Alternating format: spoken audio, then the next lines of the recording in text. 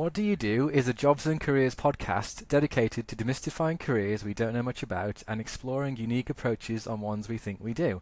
I'm Adam from Dandelion Video Production, and each episode I'll be having honest conversations about what these careers actually involve.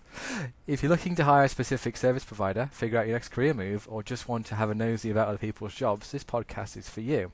I'm here with Dave James, and I'm feeling like he's already got feedback from my delivery of that, so I'll ask that later. Dave is a speaking coach. He's a TEDx speaker as well. He's done one before, and he's got another one coming. Well, I say this week, but this is going out in like 5 or 6 weeks afterwards. So you can tell me by then how it went. He's the founder of Speaking Without Freaking, which is a workshop series to help improve public speaking. He's also the leader of Men's Mental Health Group, which is called Meditation. I'm glad to talk to you today, Dave. How are you? I'm good, mate. How are you? That honest conversation stuff. You never said we were going to be doing honest conversations. I was hoping for a totally dishonest conversation, but yeah. Well, it's Monday, isn't it? So it doesn't matter. Yeah, it's Monday. We're both sort of coming out of the weekend. We'll just say whatever we say, and we'll see what happens, and just try and survive the next hour. I mean, just don't get me banned from Spotify, please. Like, no extreme views or swears or anything like that. And yeah, I mean, look, I look like an extremist in some ways, but I'm not really. I'm quite a teddy bear, to be honest. Okay, good. So let's kick it off. And the first question, which I don't even know why I'm looking it up because I know exactly what it is so Dave, what do you do? Sorry, what do I do? Oh man, I messed it up. Wow, great start. You haven't messed it up. No, you haven't messed it up at all. This is honest conversations. This is how real conversations go. Yeah, and they're a total mess, and it's perfect. What does a speaking coach do? You see, I think that's a really good question, and thank you for asking it, because some people have a view of what a speaking coach is, and some people have no idea. I have, in many ways, no idea what a speaking coach does, but I know what I do, and what I do is I help people to find their words, to connect with who they are, and find a way of being able to express those to the world. And the speaking coaches I know will do all kinds of things. Some of them will focus on technique and how you hold your hands and how you move. Others will focus on the voice and how we do vocal delivery. Others will focus on the script. For me, there's a little bit of everything. But the key thing is it starts with who you are as an individual and builds upon that. The whole idea for me of being able to speak in public or speak in to smaller audiences or even speak to yourself is you're doing it from a place of who you are, not some false version of you. So for me, speaker coaching is about finding out who you are and then finding a way to express that to the world. Absolutely. I think you said it on the session I attended with you, the one for the Chamber of Commerce, where it was you can't turn someone into a speaker, but you can turn them into a speaker-shaped version of themselves. Was that what it was, I think? Absolutely. Yeah, absolutely. It's like I want you to be more you, but just with some skills which help you to deliver that more. And don't get me wrong, things like technique are really important. How you stand on a stage, how you move on a stage can either disconnect you from an audience or connect you. And to be fair, everything that you do when it comes to speaking will either connect or disconnect. The aim of the game is to do more things that connect them more than disconnect. Because somebody could be looking at this and going, "Oh, the colour of that top you're wearing, Dave, is awful. That's just I hate that. That makes my toenails crawl." Whereas other people, like you said before we came on, said, "I really like that colour." So it doesn't matter necessarily what you do, as long as you don't offend or cause harm, because most people will be looking at whether you're connecting with them or disconnecting with them. And the aim is, I'd rather connect people with their audience as themselves than as someone else. I was going to go in one direction with that question, but I was giving it a different one. Isn't there a certain amount of offending people to sort of get them to sit up in their seats a bit? Not offending, just sort of saying something a bit controversial. That you can, and I find it really interesting when you sit with people, because I think everyone wants to be liked to some degree. They want to fit in, they want to belong, they want to be part of something. But sometimes, and you see this a lot on social media, people will say things to polarise. They'll say things which are deliberately triggering for people, and there's a really fine balance in there. There's people out there who will be triggered by absolutely everything, and that is very much about who they are. But there are other people who will go out there and try and trigger. And there's a great, I think it's Ricky Gervais talks about, he talks about offence. He talks about offence a lot and about, well, you're offended, so what? I don't necessarily want to go out there and offend people. I want people to feel challenged, and I want them to be transformed throughout the time we work together. I want them to come in thinking one way and go out thinking another. If it means that I will be a little bit pokey with things, I might say things which make them feel a bit kind of, then that's great. But if I leave them feeling worse, then for me that's not a good thing. So there's a fine balance. But if we take it to comedy, let's crack on. Let's crack on and offend people. It's the context of the environment you're in. And a lot of it comes down to status. It's the status of you versus the audience, and the status that you want to project to the audience and how closely you want to connect with them. But different environments and different contexts bring different things out. And certainly some of the things I do hosting comedy, I would not do in a keynote at all. It would not happen. Absolutely. Yeah, I can imagine. I'd like to attend one of your stand-ups at some point. I don't go out in the evening anymore, so it might be a while till I'm free to do that. But they might have cancelled me by then anyway. So yeah, maybe, as long as you don't get me cancelled, that's okay. What was I going to say? We're safe today. We'll be all right. Good. I think talking about status actually, it did remind me of your keynote, and I actually was really impressed with the way you started, where you're talking about winning the lottery, because it's a very kind of maybe we're sliding a bit into the discussion of mental health here, but it's just like you were saying about how by all you are white male of a certain age, life should have been easy, and I think that kind of ties into what you're saying about status, where it's just like,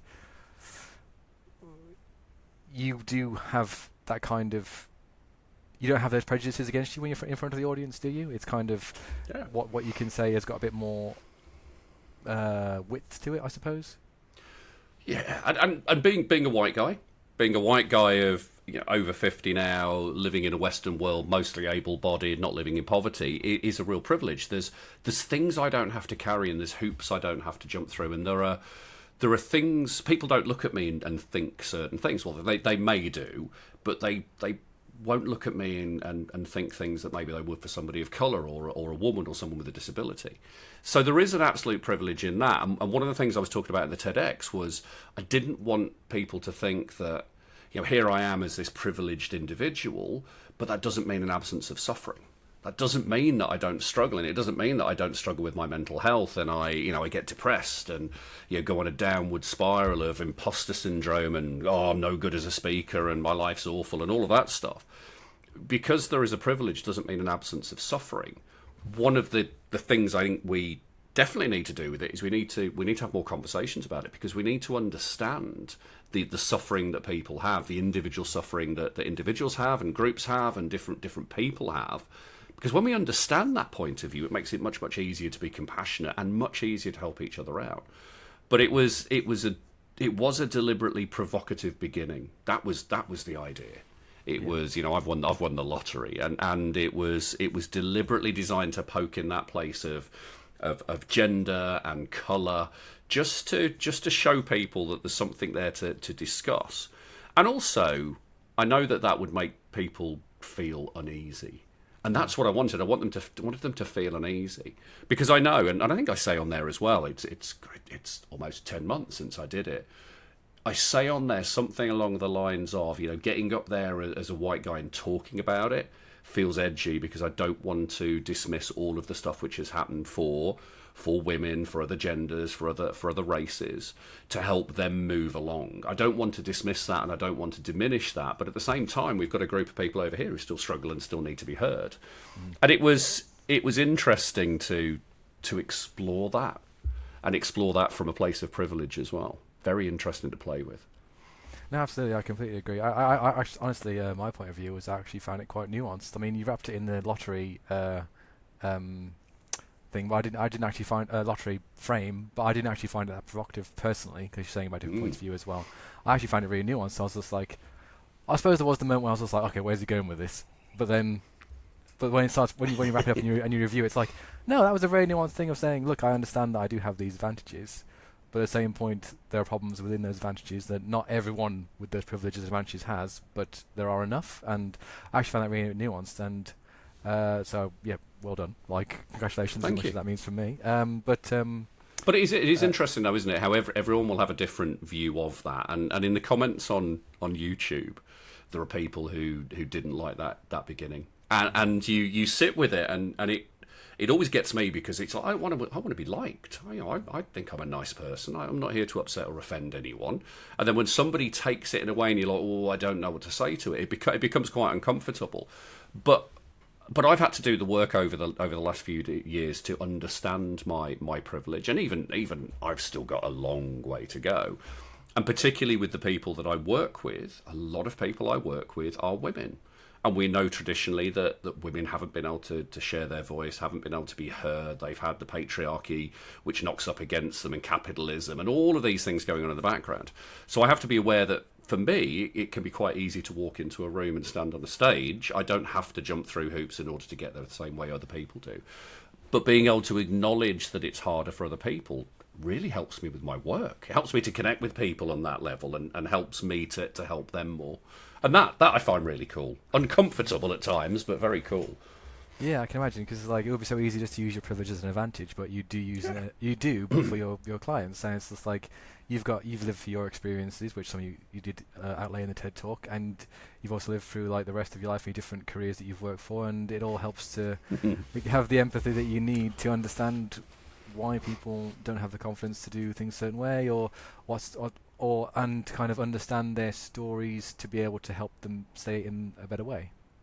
Absolutely, Really it is fascinating to look at this stuff, and I've learned so much from people around me who've helped me with this, because I haven't been able to do this on my own.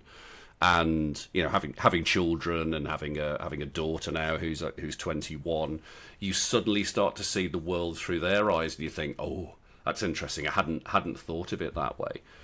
But I also think about it from the perspective of, I mean, I quite rightly have the right and deserve to be up on stage. I've done the work to get there, so I should be there. But I also know that there is an opportunity for me to open doors and to say to people, do you want to come through with me? I'm going through this door. Do you want to join me? And it can help other people's journeys as well. And it's a real honour to be able to do that. It's a privilege, but a privilege in a different way. It's something I can help other people with, and I find that delightful. Have you ever? I imagine you probably have, but have you ever been to a speaking engagement where you've coached the person that's doing the speaking? Yeah. As often as possible, and I like to be the person. I like to show up in an audience for a speaker to be the same kind of audience member that I'd like at one of my talks or one of my speeches. And if I know somebody is speaking who I've worked with, I will do my best to be in that audience. Now, some of them will go, "Oh God, are you sure?" And I'm like, "Because you're a professional speaker." It's like, yes, but also I'm here to support you. I'm in the same way as my coach, who over the years has coached me on speaking. When I did my TEDx last year, he showed up and he was in the audience. It's that kind of reciprocity. It's that giving back. But yeah, I love to see people who I've coached speak on stage. It's again, that's delightful as well. Yeah, I can imagine. It's just like, and I guess it's part. I mean, it's part of the service to help to be there to support them. But it's also just, I mean, it's just being a good person. It's like you want to see them succeed, and if they don't quite get it right, you can help them next time as well. And just it's a support, isn't it? Really. It is, and also I learned something from them. I watch other speakers because I always learn something from watching other speakers. And while I'm, I definitely sit in an audience differently now because I'm deconstructing and going, well, that entrance was interesting. Okay, you could have done this instead of this, or maybe you used a little bit of that and you wasted a little bit of time at the beginning, or maybe you could have done. And I can break it down and do it that way. But I learned so many things from watching other speakers. And it's like, oh, I could try that. I wonder should I try that in my next speech? Well, that'd be interesting. So it's almost like continuous professional development in a way. But I learn just as much from the people I coach as I hope they learn from me. No, that's a very interesting perspective, because when you outline how, I was thinking this is how I approach every video since I did it at university. It's just like, well, I'm not entirely watching this film because I'm thinking about how it's made, and it's just like it does ruin it in some ways because your part of your brain is working when you should be just focusing on what's being said. But like at the same way, I suppose you do get more appreciation out of it for understanding like the technique and for understanding how it was made and what choices they made and what they could have done differently. Yeah, and even little things. So we talk about things like the rule of three. That if rule of three works really well in speeches, it works really well in writing. Rhyme. There's a reason I call it speaking without freaking. It's 3 words. They all rhyme. It's alliterative. It's got a nice feel to it. And what you're trying to do is you're trying to serve something to an audience which is memorable for them. Yeah, we all remember. Hands, face, space during the lockdown. I've got brain page stage. There, it's all speaking without freaking. It's all very deliberate. And if you look at stories and if you look at film, I mean, there's an argument that there's only a certain number of storytelling structures and approaches anyway, and it's what you do with those. So you're looking for patterns, and anything which is an uncomfortable pattern, you'll lose some people. So you want to do things, again, which come back to how do you connect with your audience as much as possible. You use the tools you've got available to you. Absolutely. That kind of reminds me of something that I read just the other day. I think Ben Affleck said in an interview that he doesn't like using AI for writing because it goes back to the mean. And you never get those moments of provocation or those interesting points or those things that don't quite flow. And I mean, you can use AI to write yourself a speech. You won't not be able to remember it, but you're just not going to deliver it for you, is it? I mean, not that I don't want to bust an AI, but like that point about using the flow that works for you, just made me think of that. Yeah, I mean, AI is wonderful, and I touch on AI in my next TEDx. I talk about that briefly. The AI is really cool, and I use it most days because it helps me to bounce ideas backwards and forwards. But it doesn't write my speeches. It does not come close to those at all. It's not the nearest I got to AI with any speech is when I transcribe it. I use a piece of software called Whisperflow, which is an AI transcription software. Yeah, a bit like Drag and Dictate, but more modern. And that's as close as it gets to it. And it's because AI always has these beautiful tells, and it's not, I know people talk about copywriting and go, it's the M dash, that's what does it. And it's not, because M dashes are used beautifully in writing anyway. It's certain patterns of language. If you look at LinkedIn at the moment, for example, everyone is doing something, but it's done quietly. They quietly, they quietly quit from their job, or they quietly contemplated the meaning of life. Everything is got the word quiet or quietly in front of it. It's like, that's AI. AI does that all the time. And then it's not this, it's this. It's that's not a hamburger. It's a gourmet meat pate. It's everything is a comparative thing, and I've heard it so much in speeches where I'll sit there in the audience and I'll listen. I'll go, that was written by AI, and you just know because it is beautifully written, but it has no soul. It has none of the complexities of being a human, and AI is always looking at efficiency. It's always looking at a maximum amount of data, and it's always looking to try and please people. Whereas sometimes we need to slow things down. It's why if I talk about being nervous, I don't talk about, I was a little bit nervous. I say my bumhole was twitching like a rabbit's nose. Because you will never ever forget that, and AI will not ever write that. And there's words and language in mine. Yeah, sorry about that, Spotify. But there's words and language I use in my speeches and in my delivery and in my posts, which AI would never come up with. And that for me is the essence of doing it properly and being human. But yeah, I when someone's written a speech with AI, it's just, you can feel it, and it's almost like your skin wants to just fall off, and you want to go and hide in the corner.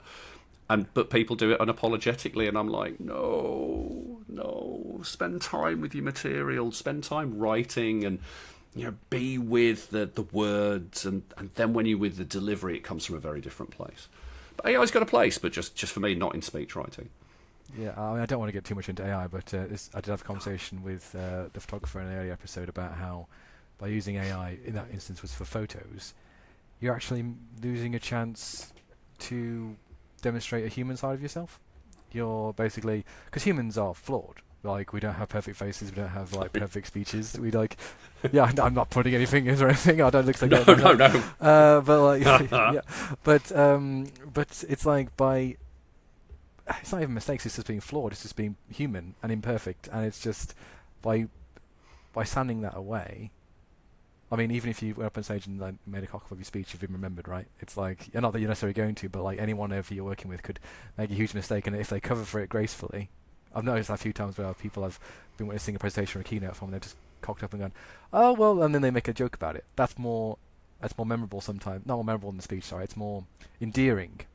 It takes them from professional mode into being endearing, and I guess a good speech has both. Yeah, I talk about frameworks quite a lot in my speaking. I don't talk about structure, and the reason I don't talk about structure is when it comes to structure, if you give me a structure and say you must stick to this, my brain just goes, no. If you give me a structure, I want to break it. If you give me a Lego model, I want to take it apart and see what it looks like in pieces. So a framework allows you to do something different. A framework gives you a pathway to follow, but the borders aren't defined. You just have these waypoints to work your way along. And that's when it becomes fun, because it means you can say, professionally, I have to talk about this, this, this, and this. How we get there could be dictated by the moment. And I did a post a while ago where I talked about the fact that I love working with people who've got bouncy brains. They're the people who get caught up by a squirrel and go off in an ADHD direction. And what I do with those people is I teach them that it's okay to go off in that direction as long as you know when you're coming back. As long as you know you can't stray too far from the path, and you've got to take just what is beautiful about that thing. But you've still got to come back, and you've still got to be able to get back on the framework and carry on along that journey. And once you have that freedom to express yourself, and you have that freedom to, I hear something in the room, I'm going to use that, or to make it very present, it's amazing what comes with that. And you get that professionalism, but also you get that connection and that endearment as well. And comedy has taught me a huge amount about this, because with comedy, you have to be present. And I never know what's going to go on in my hosting for comedy. I do not know. We could get somebody on the front row who is up for a heckle. We get some person on the front row who really doesn't want to be there. And you never know until you have a conversation with them.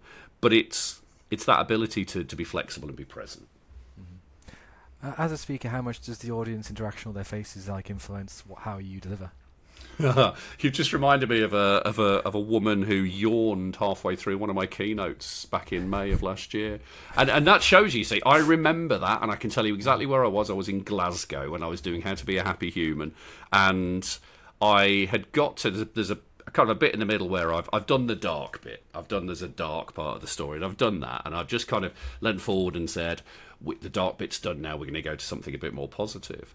And I go through these various things which I think are the key to happiness, or my approach to it. And about 5 rows back, because I'm looking at different people moving around, I catch the eye of this woman, and she lets out the biggest yawn.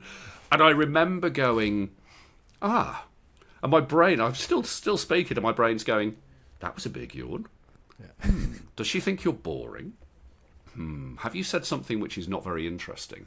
And then another bit of my brain went, you're on before lunch. Maybe she's hungry and tired. And it was cool. Just all this just went on in my head at the same time, and I carried on, and then made sure I didn't look at her again. Yeah. But there is an element of audience interaction which is important. And we talked very briefly before we came on air that for a TEDx is more monologue. A TEDx is you need to give the audience just enough so that they know that they're recognised and noticed, but actually you don't need their participation. Whereas a workshop, or I'd like to do keynotes which are a bit interactive. For me, the audience interaction is essential. So for me, there's a really interesting piece in acting where they talk about scene partners. And if you're doing a monologue, it's you on your own, and then you're speaking to your audience. But if you're on stage with somebody, they're your scene partner, and everything goes on between you two. I treat the audience like scene partners, that they are essential for my delivery, that you could take my slides if I've got them, or you could take the script of my speech, but without being in the room and seeing how I interact with people, it wouldn't make as much sense. So there definitely has to be some audience interaction there. How much is always the key, and this is where it comes down to the practice and the playing and the willingness to have some fun and experiment. Absolutely. I mean, I guess you can't be... serious topics aside, you can't be too sort of full of yourself, I suppose. Because if you are, and the interaction is going very well, then you've kind of just knocked yourself off kilter. You've got to be kind of prepared to not receive a response that you're expecting. Excuse me. Yeah. And audiences quite often don't respond. But again, it comes back to status again, and this is where the intersection of comedy and hosting and speaker coaching becomes really useful. Is that if you understand your status with the audience, and I've seen so many people who've really lost their temper, not in a kind of an angry bang fists and I'm going to get you all, but just in a frustrated, or that would be interesting to see, but just in a frustrated way that the audience isn't giving them anything. And there's a great line which I was taught ages ago by a stand-up comedian, which was, if the audience are laughing, it's your fault. If the audience aren't laughing, it's your fault. So you have to take responsibility if the audience aren't working with you, and you have to play with them. So if you ask for a bit of feedback, you ask them a question, you get nothing, and you might stop and you might have a line in your back pocket, which is, just to let you know how this works, if I ask you a question, then normally there's a response. And people laugh at that, because they realise that you are asking them a question, you're reminding them of doing it. Should we try that again? And you can have some fun and play with it. Mm-hmm. And in many ways, I suppose you have to treat the audience a bit like children. You have to find the funny bit just to get them. You have to almost like give them the sweet and hope that they're going to take it and come play Lego with you. But every audience is different, and you find the people who are on your side. You have fun with them, and you know that there's always going to be somebody in the audience who is thinking, "Did I leave the oven on? Did I leave the oven on?" Or they're thinking about that thing that happened to them when they were 16 years old, and now at 46 they haven't forgotten it. Or there'll be the discomfort of being in a room with a group of people who they have to work with but they don't really like, to listen to another group of speakers try and motivate them. And so they don't expect you to be any different. You have to go in and show them a difference.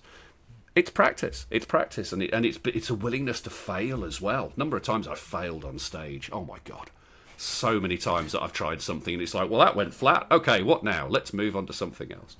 And you have to practice it. No, certainly, I can imagine. Sorry, you said yawn so many times, and then I pictured the story of the lady yawning so vividly in my head that I've just been trying not to yawn since then. You can yawn going, oh, that's a big yawn, isn't it? I mean, you're covering it with your hands, and I can still see it. Oh my goodness me! I've got a 2.5-year-old.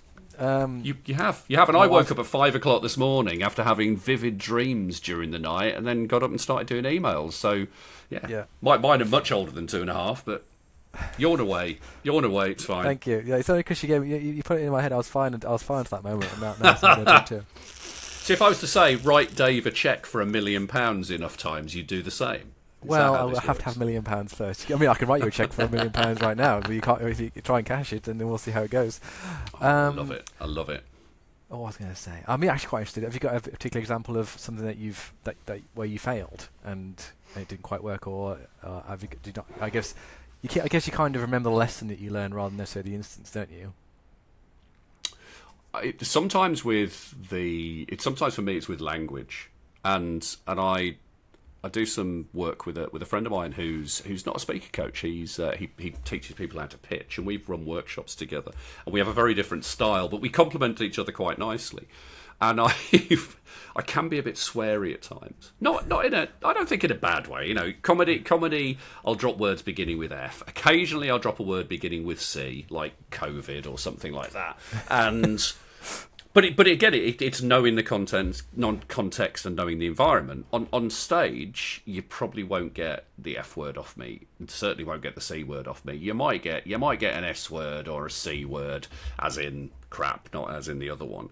Mm-hmm. But I've done it in audiences before, and we did one at this workshop where friend doesn't swear at all. He has none of that. Whereas I come on and I think during the course of the workshops, I can't remember what it was now. It was will Spotify put this as an 18? They probably will. It was 3 twats, 2 craps, and a shit was the different bits of language I put in there. And the lady who was there running the workshop at the back was like, no. She for her it was too much.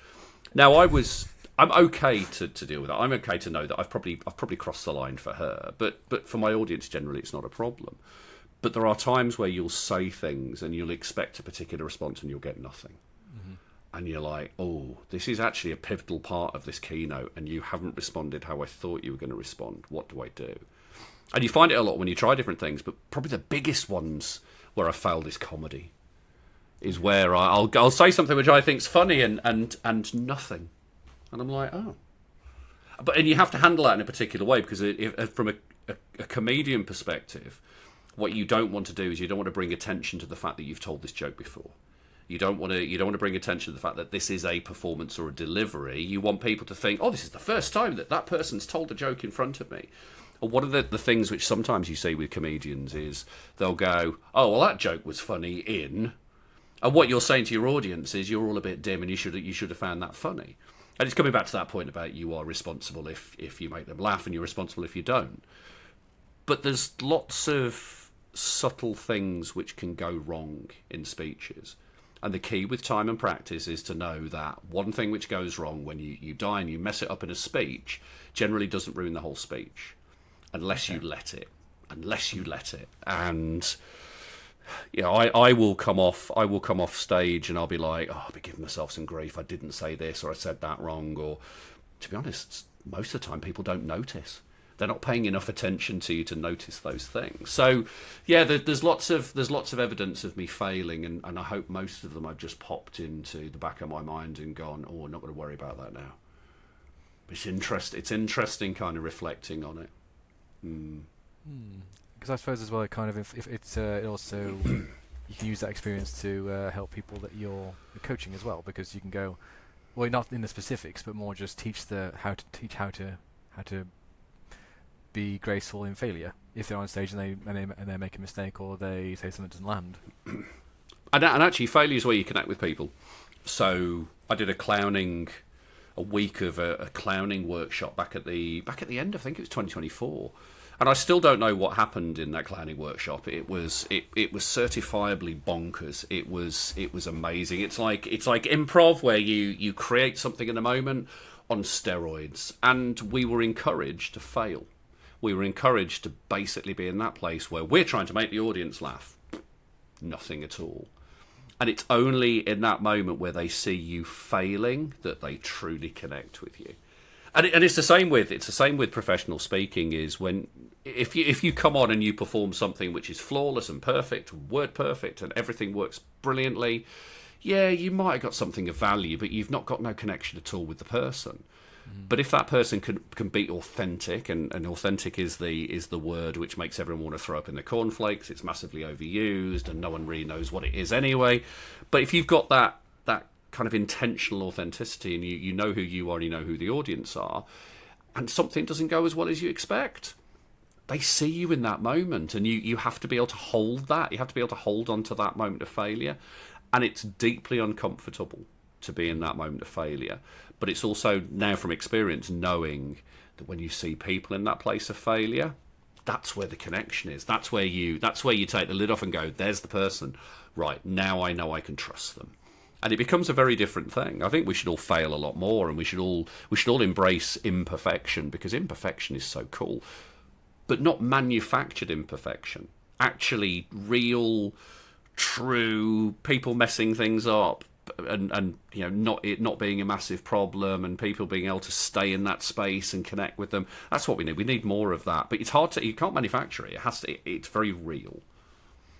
No, absolutely. Because I was just thinking while you were saying that about how the difference between... Because I'm nervous about doing these, because I feel like I have to be perfect. But the thing is, I can chop out anything I don't like. Yeah, but like everything I say, I mean, that would be the ideal one, wouldn't it? It's just that you speak and then there's none of me. Yeah, I mean, I can just turn your volume right down, and we can be like, you just silently just like doing faces. But it's just, I think I've always had that out. I mean, I've barely been in camera because I'm always behind it. But it's just like anytime that there's nothing I don't like, it's just so easy to snip. And I've had people throughout my career go, "Oh, you made me sound so good." It's just like, yep, here are all the pieces I used to make you sound good, because you, unfortunately, in that instance, you couldn't do it yourself, and that's fine. But it's a whole different ball game. That here you are, live, in front of your room of people, and the small amount of coaching you've given me to be able to do that has already changed my perspective on it. But it's just like that feeling. There's your social proof right there. Nice, have that. What was that? Sorry, I didn't hear that. My volume was a bit down. Could you say that again for me, please? I'll send you the transcript later. But it's just that kind of... I think a lot of people think it's got to be perfect, and just like you were saying, if you cock up but recover, or if you cock up and do it gracefully, then that's better than here's my speech. I learned it like syllable by syllable. I'm delivering it perfectly and like exactly the right tone and delivery for each syllable, and then you go, oh shit, I cocked that bit up. Oh no, here we go. And it's like you like you're saying, it's like peeking behind the curtain, isn't it? And it's very. I guess it's weird that a lot of things. It's weird for me that the thing that a lot of people worry about is actually sort of actually a feature, not a bug. Yeah. Like not being perfect. Yeah. It's ambiguous. We that's how we learn. And you know, I've got somebody I was working with recently was talking a lot about belonging. And it was a great question they asked. It was, well, if we think that belonging is everyone kind of coming together and singing Kumbaya and everyone being happy and fitting in. But what if the person on the outside who's asking questions and going, well, why do you do it this way? And maybe being a little bit of a thorn in the side of everyone else. Maybe they're the person who helps to create belonging because they're putting a bit of tension into that space. And it's really fascinating that we iron out all of this ability to ask questions and look stupid. It's like people say to you, oh, there's no such thing as a stupid question, but how many people actually go and ask a question because they ask a question only if they're okay with, or they either don't know and they genuinely are happy to ask the question, or they'll ask the question because they're happy to stand up and be the person who says it. But most people will not ask a question because they're scared of what they will look like. They're scared of whether it affects their status or whether they'll be judged. And it's really interesting when you start to play with the imperfection stuff. And it reminds me when I spoke for the first time about anger in 2018. About 3 years after I started doing the work, been thrown out of the house by my ex-wife and had to really look inwards and try and sort out where I was from a mental health perspective. And I remember I was building up towards doing this 5-minute speech on stage in 2018, and I was going to talk about this thing called the chimp paradox, which is Dr. Stephen Peters' work. And I even had a giant chimp called Colin, because my chimp's called Colin. Colin represents the amygdala, the fear center of the brain, who's always trying to keep you safe. And I was going to talk about the stuff I'd learned around the chimp paradox. And about 2 weeks out, I went, I can't do this. And I thought I can't talk about something for me which is basically just teaching. I have to go and talk about something which is more important. And I said to my ex, I said, do you mind if I talk on stage about anger and about the experience for me of anger? And what I was essentially doing is saying, do you mind if I tell the world that I have been hiding from this anger, and while they see this jovial, happy person who likes to hug, behind it was somebody who could lose their temper quite often and break things. And my ex was like, no, go for it. That's fine if you're happy to do that. And it was the first time I stood on stage and basically said, I am this flawed human being who's been living with anger since his teenage years. And I've been scared to say anything about it. And it was both, bombhole twitching like a rabbit's nose on stage, because I was absolutely convinced that people would go, no, go on, off you go, we don't want to talk to you. But what happened was people would come to me afterwards and they'd go, thank you for being vulnerable, thank you for sharing. And by the way, I've struggled with anger for so many years and haven't said anything. And suddenly it was this, in my imperfection as a human being, I was able to connect with other people in a different way. And I would not say for a moment that anyone needs to go out and share their deepest, darkest secrets, because most things most things you've done should not be shared. But there are times when actually there are things which we should share, and it's those imperfections that really connect us. And it reminds me as well of, there's a book by Brené Brown which is called The Gifts of Imperfection, which is one of her few books which doesn't sound like something to do with either making coffee or baking bread, but it's the gifts of imperfection. And there's so much just in that title alone. I think I'll check that out, because imperfection's been kind of a consistent topic across the appearance-based episodes of this podcast. So yeah, that's definitely a thing I want to look into. I think one thing I wanted to say. So you're saying about that was your first 5 minutes. Was that the first time you did a speaking engagement, or towards the start of your career? No. So my first ever speaking engagement, I was 12, which was good fun. That was doing the English speaking board exam, and it shows you how much of a nerd I was even back then. And I did various bits of speaking through throughout my teenage and adult years, and I best man 5 times because, well, if we give you a microphone, Dave, you could probably use it properly. So they just give me a microphone and off I'd go. But it was 2017 when somebody said to me, will you come and host an event for us? And I went, yeah, absolutely. Just said yes about 3 weeks before, and went and hosted this event, which was 200 people in healthcare. And I loved it. I absolutely loved it. And then I started to get people coming to me going, oh, we got a conference next year, will you come and speak? And I was like, yes, I will. And I started to get paid speaking engagements. And so that's when I did the 5-minute one. The 5-minute delivery was part of a training I did, because I was like, right, if I'm going to be speaking on stage, I better learn how to do this, or at least get a little bit of training. And so that was where it all started. But yeah, we can go back as far as 12 for some of this stuff. And then the thing which led to me getting the 2017 gig was I'd been doing, probably for 2 years, I'd been doing videos on social media. And I'd been doing more and more and more of them. And I'd got over that hump of, I'm this professional healthcare person with a degree and a master's degree, and you should listen to me because I'm highly qualified, to, yeah, I can only get 75% of my patients better because 25% of them you just can't fix and they go to see someone else. And it was just the difference in the level of honesty, and there was a lot which came around from familiarity and practice of doing videos. So there's a whole, if I look back, I can see the line going off into the distance that, well, I did that and it led to that, and working in A&E led to it, and running my own business led to it, and then how to market my business in a way which worked for me. It's all kinds of things. But yeah, it's been an interesting line to follow through. I suppose as well as like the transferable experiences of different things kind of all fed together, because like that sounds so corporate for what it's like life experience or whatever, but it's just like you had all those experiences whilst you had that through line that you maybe didn't realise was necessarily there until you went for it full time. One more thing about, but yeah, I think it's just like and again, all that experience ties in to being able to understand people better to help them do their own speaking. Yeah, and I mean, one of the biggest things that I suppose has, I was going to say driven me, and it's not driven me, but has been an influence, and I didn't realise it until a couple of years ago. You forget about all the experience in the past, because you're like, well, that happened in the past. Me being a nurse has nothing to do with what I do now, and actually it has everything to do with it, because as a nurse you have to gain rapport really quickly. If you work in A&E, which is where I worked at the beginning, you have to have people come in, you have to see them, assess them, diagnose them, treat them, get them out the door in 4 hours, whether that's to the ward or whether that's out and back into the real world. And so you have to gain rapport very quickly. And so I learned that you can size people up, and you've got people as well. People are in pain, people who are confused, and it's a weird space being in hospital.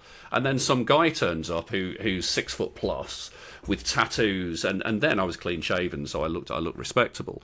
But you turn up and it's like, hi, I'm Dave, I'm your nurse. I mean, that's going to be scary for some people anyway. So you had to find a way to gain rapport really quickly, and I'm absolutely certain that some of the techniques and the skills and the experience from those days I use on stage now. And also I realised that having defibrillated people who haven't survived, that going on stage is less scary than that. So there's a comparison thing as well, but there's all these kind of skills that I've picked up over the years, which now when I look at it I go, oh yeah, that's really useful. How can I use that in the context of speaking and speaker coaching? And it's like that fits in perfectly. So it's all the experience is all there. It's all, what do they call it in corporate land? Transferable skills. Yeah, definitely. It's true though. But yes, it is. It doesn't sound like that, but yeah. But you have to take you have to take the time to examine it, and you have to be willing to look at that, and also pick out the bits which don't work and get rid of those. And part of the work I do with clients is we explore their stories, and their stories will all come from their past. That might come from childhood or teenage years or even first jobs. And what we do is we pull those stories out and we look at them and go, does this story represent something? And is it something that you want to talk to people about? If it's and most people will go back to stories which are familiar, and most of the times it's stories from previous jobs. And I think about my dad. My dad will quite happily tell me the same story 10 times in a week. And I nod now and go, thanks, Dad. He forgets he's told me those, but those are the stories he always goes back to, and everyone has those stories that they go back to. And in those times where there's pressure, like you're on stage or like this, you will go back and you will recount the same stories. So you have to spend some time with stories to know that they're the right stories. And it's examining all that stuff in the past.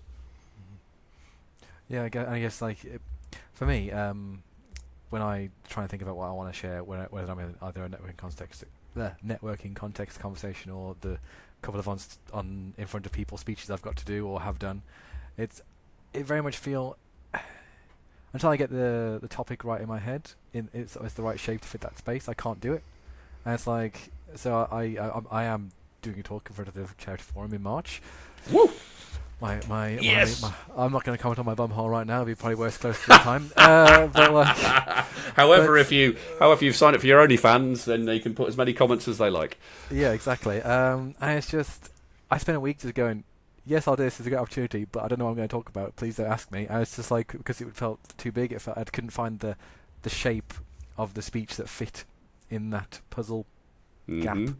And when I got it, it's just like, here's the thing from my past I want to bring up.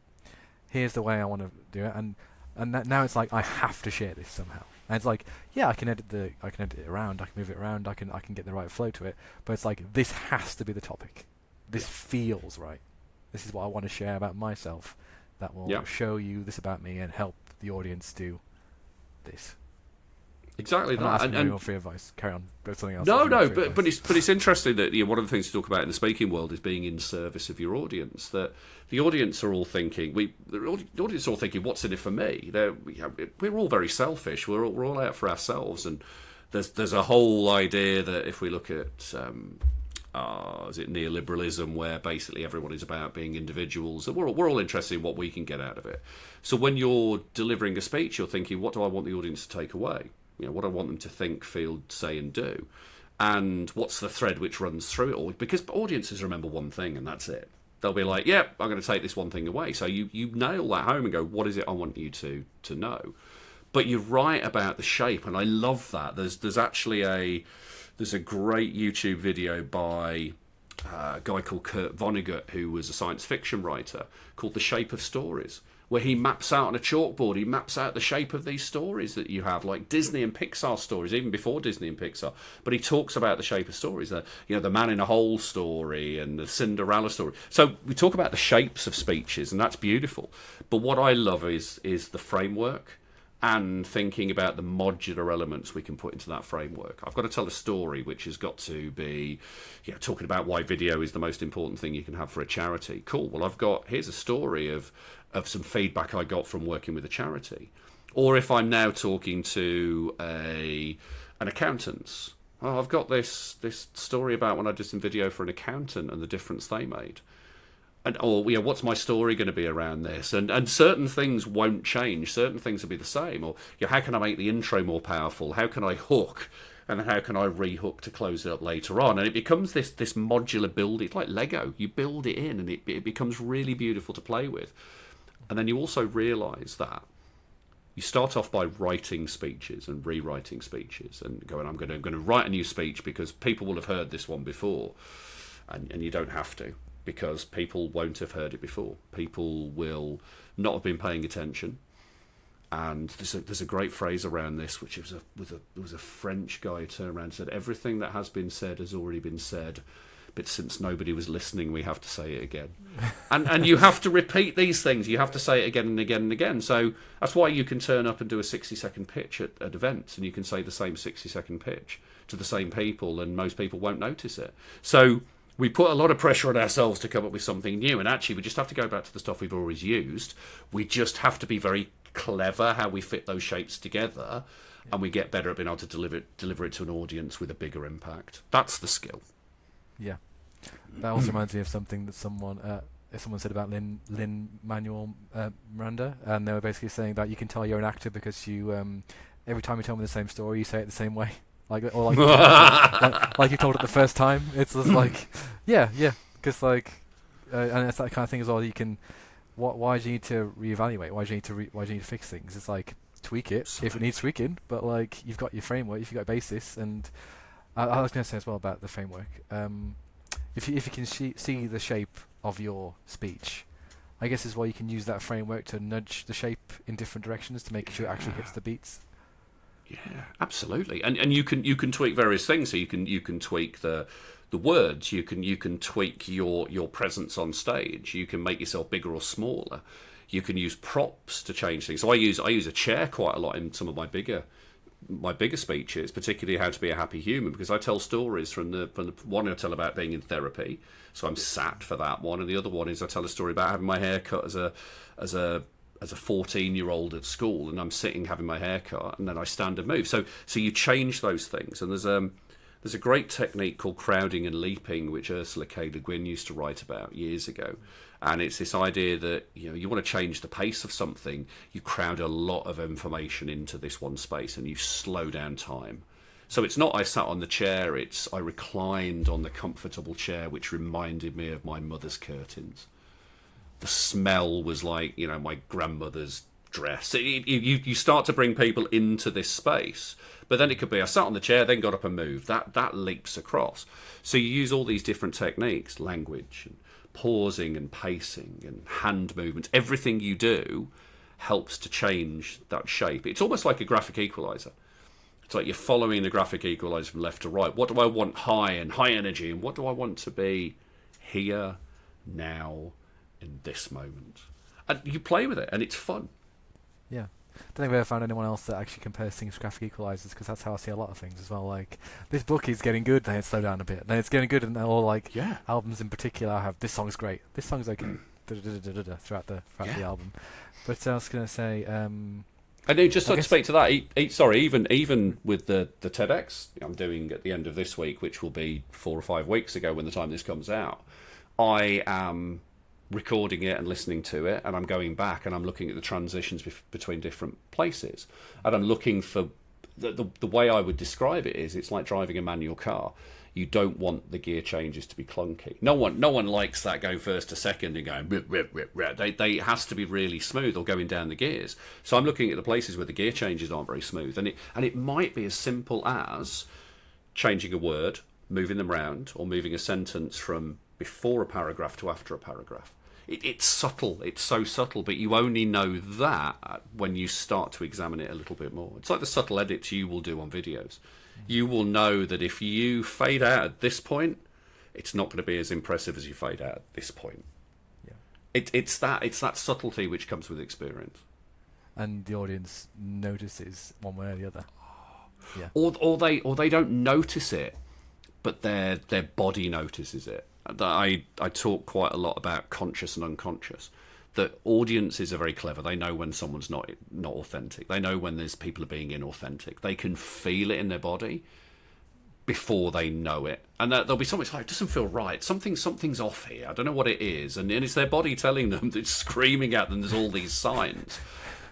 But then you get people who make it very, very obvious that they're inauthentic, and it's like, well, thank you, you've given me all I need, and now I can settle down. Instead of sitting there in the audience going, oh, if I put my trousers on back to front, or is it because they're really inauthentic? It's a feeling you get first of all, and people feel it before they can articulate it. That's actually the point. When you were listing the different things that you can do to improve things on stage, I was actually thinking as well, those are the conscious things you could do, but they've just brought us around to the unconscious things that we're doing. How do you so maybe your pose is too rigid, or maybe all these things that you probably know a long list. I don't, but it's just like, how do you work with someone to improve the unconscious things, like maybe their confidence or their nerves, I suppose? A lot of that comes down to time served. So I'm nervous about this delivery later on this week, and I don't want to lose my nerves. My nerves are a really important part of it for me, because for me, speaking to an audience is a real honour.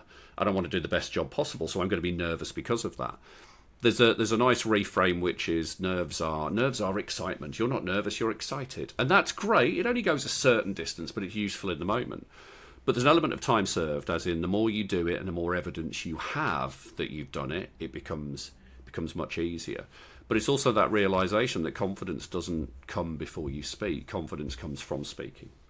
And going back to the approach I have, the brain page stage approach, is if you're really clear on who you are and you're really clear on what's important to you and you know your values and you understand the stories which you tell, then everything else settles down because you connect with an audience differently. They feel more comfortable. You get that rapport, and then you can tell your story and you can help to guide them through something. But if you're coming along with a really unstable base of not knowing who you are, it becomes much harder. But there's various techniques. There's the time we actually spend writing stuff, the time we spend looking at stories, but also what do we do in the preparation in terms of practice. Like I'm practicing this week in a very particular way, which I do. Or what do we do in the 20 minutes before we go on stage? How do we breathe? There's a technique called 4-4-8 breathing, which is all about that longer expiration, helps to just calm the vagus nerve, which helps to lower your anxiety and helps to slow down your breathing. There's all kinds of things which you can do with that. And then there's mantras. You tell yourself, it's like, I am the right person to be speaking. I've been called in as an expert. I know everything I can. I've done all the work I need to do. I mean, I'm here in exactly the right place. And then you look at the delivery. Are they somebody who's got to memorize it word for word, which is fine, or is it somebody who can memorize the beginning and the end and have that nailed down, and then have the framework in the middle and move through it, and we match the style to them? So there's all these little things which you can do, but it does come down to being absolutely aligned with who you are, what you're speaking about, and why you're there speaking about it. And once you get that, it becomes so much easier. Reminds me of another quote, about how if you tell the truth, there's a lot less things to remember. Yeah, absolutely. I'm a terrible liar because I can't remember half of it. And yeah, you just be honest with people. There's always a conversation about should you go on stage and say to people, this is my first time and I'm nervous. And I'd be like, well, is that going to help you and help your audience? Because the audience are looking for you to keep them safe. They want you to be a safe pair of hands.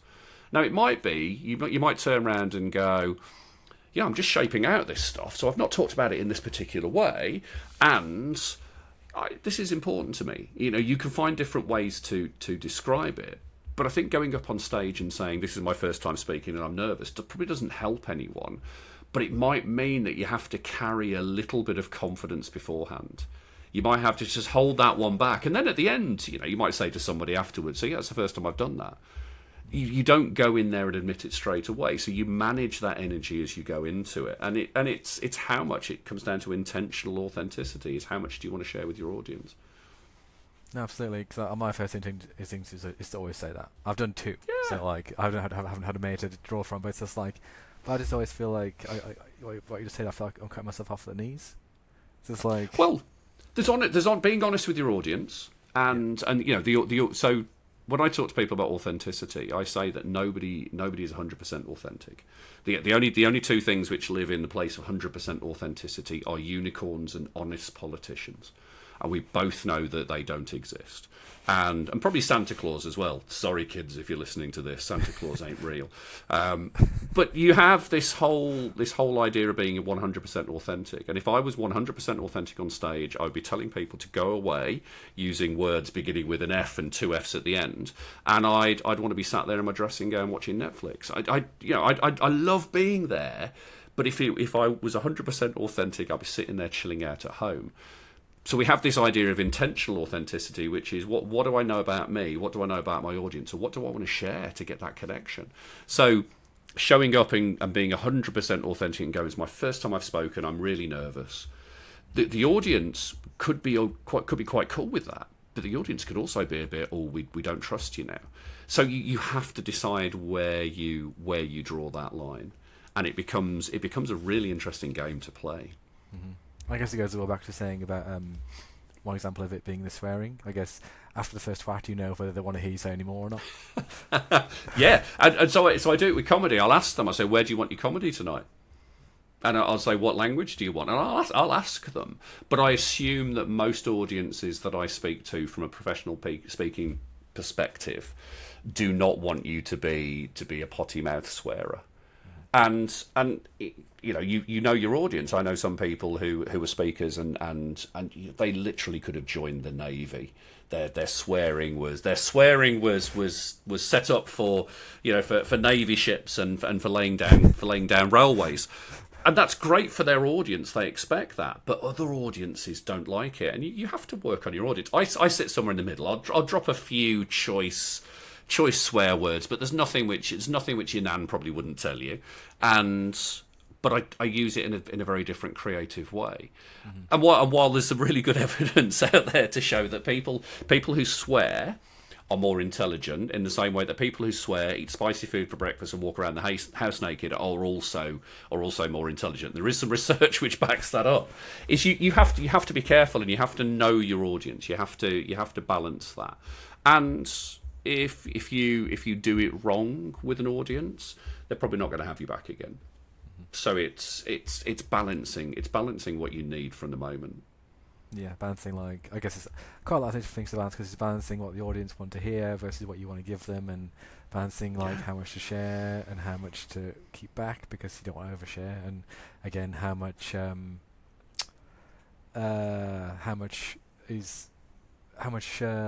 imperfection to share as well. I don't know what his hand was. It was a descriptive hand, but there we go. Yeah. It's like, we like a descriptive hand. A descriptive hand is beautiful. But Yeah. you're right, and all that is intentional, and it requires you to be able to process all of those emotions in the moment, to be very present with how you're feeling.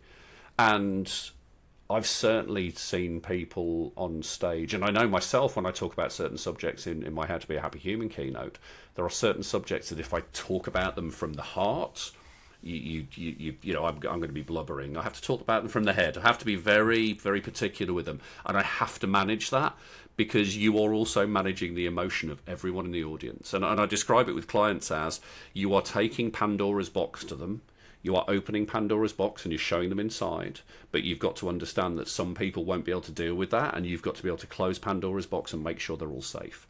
And that starts, first of all, with you knowing how you handle Pandora's box. And speaking on stage shouldn't be therapy. There's an element of we work through things for ourselves when we're learning how to speak. That's always the way. We have to explore stories which maybe we haven't got the right resolution to, and it'll bring things up for us we don't expect. But you go on stage and you speak from the scar, not the wound. And I've seen so many people go and speak from the wound, and it leaves the audience feeling unsafe, and that's not good. In fact, I would say that's worse than swearing on stage, is to leave the audience in a place of discomfort and feeling unsafe. You have to be very careful with that. Yeah, I can imagine. So I was thinking about this while I was watching your TED talk about like what do we owe each other and what can we put out there. And I think the only thing that I truly believe we can impact is the people immediately in our lives by talking to them, and we can't change them, but we can influence them. And that's probably all we're going to leave behind. Whereas the speaker who talks to many people at once has quite a lot of power, but also they have such an opportunity to be able to make a change and be influential, and also leave a lot behind. Yeah, absolutely. And it's a real honour to be able to get on stage and speak. And while we are in service of the audience, I'm also in service of me, because I do have a tiny bit of an ego, and it gets fueled by being up there. But we have this amazing opportunity, and what I would say is that we speak to many people. We do, but we speak to one person who just happens to be in a room with lots of other people as well. The aim of it is always having a conversation with one person. That's the language. It's the language. You don't say, "Does anyone here in the room think this?" It's like, "Do you think this?" You're talking to individual people. It just so happens that they're sat close to other people, catching colds and getting unwell, and hugging each other, and having to eat cheap lunches and write on crap notepads, but they just so happens they're all together, like this. When we think about this, we're having a conversation, even though there'll be a number of people will listen to it. Each one is an individual listen. Each listener listens to it on their own. We're talking directly to them in this moment. So yes, you listening to this now, we are talking to you. It's part of the process, and part of the way you build all these things. I think that as well goes back to what you're saying about practice and confidence. Because the first one I did these, I wasn't happy with what I was doing, because I felt like I wasn't talking to the person opposite me. I felt like I was talking to them and the audience, and that didn't work, because I was I was going to say something about first person, third person, but it wasn't even that. It was like I'm talking sort of in this weird space between two separate people, rather than actually just discussing what I wanted to talk with the person there. But now I've done however many I've done, and it's like, yeah, whoever's listening to this, I hope you're enjoying it, and I hope you had a good one. But I'm not really talking to you. I'm here talking to Dave, and having a good conversation, and I hope it's been informative. But yeah, but yeah, it's like it's quite a few things you've mentioned about confidence and practice and just figuring out who you're talking to as well, because I guess a lot of people do just think, I have to say some words. It's like, well, people are going to listen to those words too. So what do they want to hear? Exactly, and it's the language you use, it's the way you deliver that language, it's the research you do on your audience beforehand, and there's so many. It's all the corporate language which people put out there, which is just awful. Somebody said to me the other day they were talking about stakeholders, and I just thought that was a butcher. They hold steaks, don't they? Or somebody who doesn't like vampires. We have all these words which apparently mean so much but mean very little. And if we're talking about connection to an audience, you pick the language which connects with your audience. You don't pick the language which is that nice corporate language. And even I think about my healthcare days, we used to use some very interesting language, mostly based on Latin. But the patient doesn't understand that. So what you have to do is you have to translate all this kind of technical healthcare jargon into something which the patient goes, "Oh yeah, I know what that is." Yeah. It's part of the fun, and it's part of the challenge. And again, sometimes you get that wrong. And when I say sometimes, I mean a lot.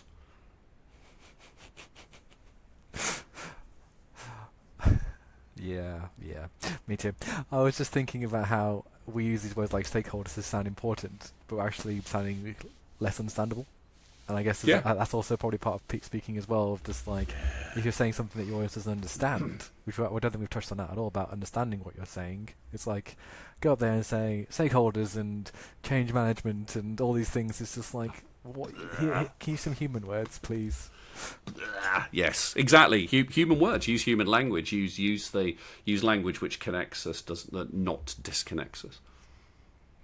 Okay, we've talked for over an hour. You've got to go in a minute anyway. I think that's covered almost everything we wanted to cover. Like, that's a very nice end point there. Oh, I love that. That was wonderful. That was wonderful. I need to do a wrap up. What's my wrap up? See, imperfection. Here's perfect. Where's my tab? Nope. I should have been more prepared for this. I had it open a second ago. There we go. What's your website?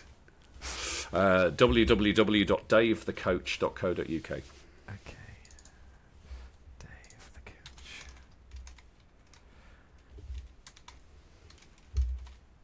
Right, thank you for joining me, Dave. I really enjoyed that, and I think we're going to talk about science fiction at some point, because kids want to go. I need to read Ursula Le Guin again, and so I've read Ursula last year, I think, or year 4. So like the first time that was. She's very interesting with her language as well, isn't she? It's just like the whole book's more of a feeling than here's the fantasy that's happening in these defined terms. It's like here's the language that's like carrying you along, and it's kind of ambiguous. But anyway, yes. Sorry, we'll talk about that at a different time. That'll be a whole separate. That's the next podcast we talk about. That we can definitely share on science fiction. Absolutely, I look forward to that. If you'd like to know more about Dave and the work he does, then please go to davethecoach.co.uk. Next week, I'll be talking with Chris Hayward to find out exactly what a winemaker does. Thank you.